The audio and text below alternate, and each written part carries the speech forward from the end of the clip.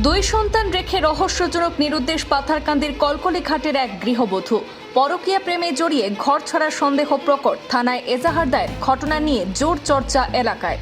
বাজারে যাওয়ার কথা বলে বাড়ি থেকে বেরিয়েছিলেন গৃহবধূ। তারপর থেকে আর কোনো খোঁজ নেই। ছোট দুই সন্তান, স্বামী ও শাশুড়িকে রেখে হঠাৎ রহস্যজনকভাবে নিখোঁজ 34 বছর বয়সের এক গৃহবধূ।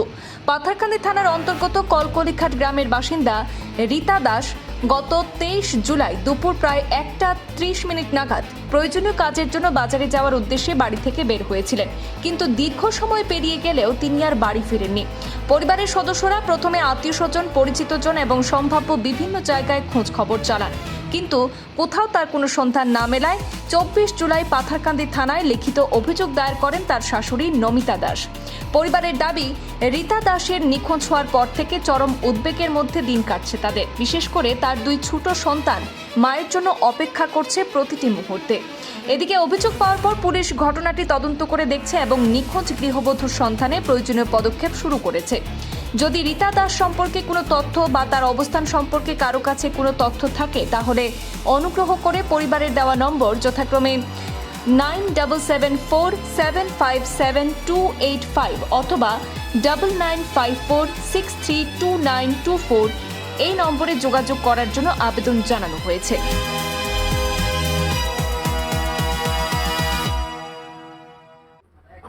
3 নম্বর ওয়ার্ড থেকে করতে আসি। আমার নাম সমরজিৎ দাস।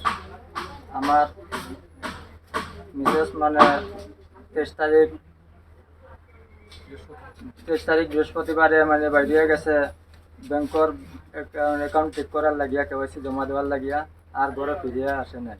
তা আপনারা সবার কাছে আমার নিবেদন, আমি থানা তো ভেরিফাই করছি, করার পরেও মানে এটারও কোনো পাই নাই।